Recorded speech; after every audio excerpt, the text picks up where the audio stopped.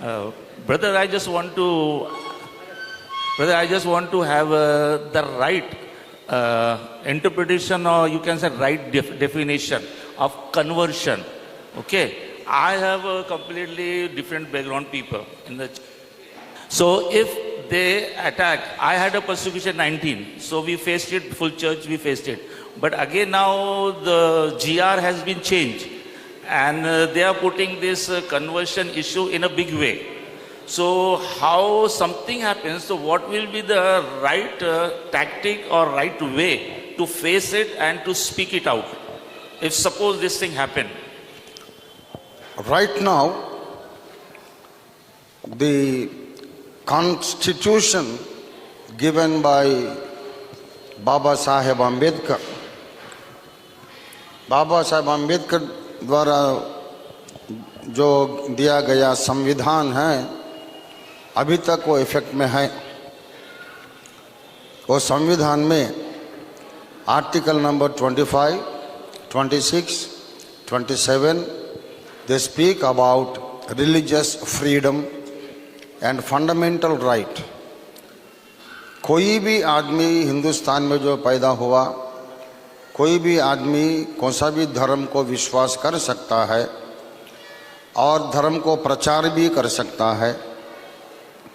वो प्रचार को सुन के कोई आदमी ये धर्म में आना चाहता है तो अपने आप के मर्जी से आ भी सकता है, धर्म बदल भी सकता है। धर्म प्रचार करना, अपना धर्म को बदलना, नया धर्म में जाना, ये हर हिंदुस्तानी का फंडामेंटल राइट है, हक है। ये अब जो संविधान है अभी तक वो इफेक्ट में है।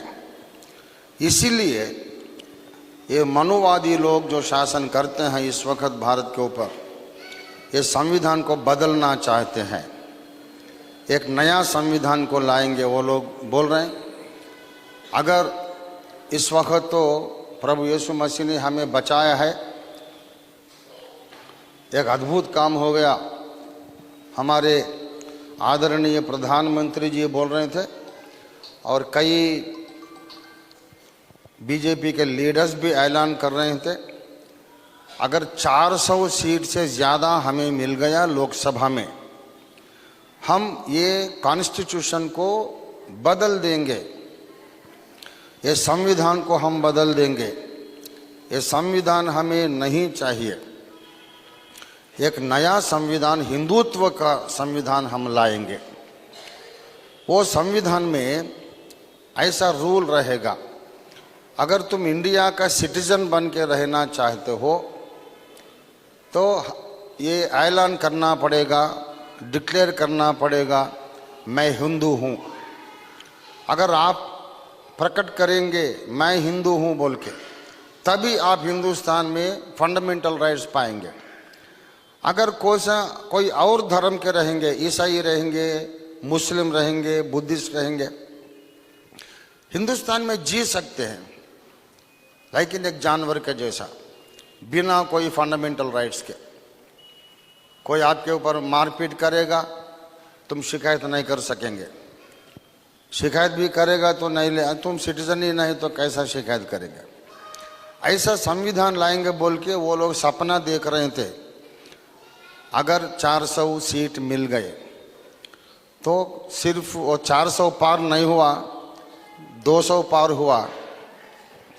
इसलिए इलेक्शन के बाद हमारे आदरणीय प्रधानमंत्री जी, मैं संविधान को गौरव करता हूँ, बाबा साहेब को गौरव, ऐसा भाषण देने लगे। अगर 200 और सीट मिल गए ना, कहानी अलग रहती। तो मैं इसलिए बोल रहा हूँ, संविधान जब तक ये रहेगा, बाबा साहेब अम्बेडकर का जो दिया हुआ संविधान रहेगा, ये हमें बचाएगा। तो संविधान को हमें बचाना चाहिए, संविधान को हमें बचाना चाहिए। अगर संविधान को बचाना है तो संविधान को बदलने वालों को शासन में नहीं बैठने देने चाहिए, उसे फिर शासन में आने से हम रोकना चाहिए। रोकने के लिए सारे माइनॉरिटी लोगों को इकट्ठा आने चाहिए। सारे क्रिश्चियन वोट्स, मुस्लिम वोट्स इकट्ठा हो गए तो उन्होंने फिर शासन में नहीं आएंगे, संविधान को नहीं बदलेंगे, हमारा हक हमें मिलते जाएंगे, हम ग्रेट कमीशन को कंप्लीट कर पाएंगे। इसके लिए you do anything for the gospel. आप बिजनेस करते हैं, सुसमाचार के लिए बिजनेस करो, राजनीति भी सुसमाचार के लिए करो। ये जरूरी है, जरूरी चीज है, समझे आप।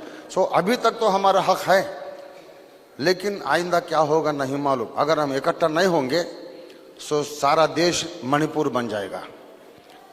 यह पर याद रखना, बहुत बड़े खतरे में आ गए हम, सारा देश खतरे में पड़ गए हैं। हिंदुस्तानी मसीहत, हिंदुस्तानी मसीही समाज खतरे में पड़ गई है।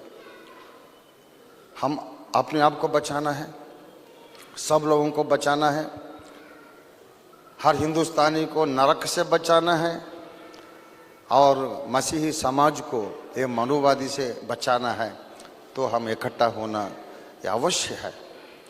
तो आज की need of the hour is get united and united as a vote bank बन के अपन पार्लियामेंट में घुसना है।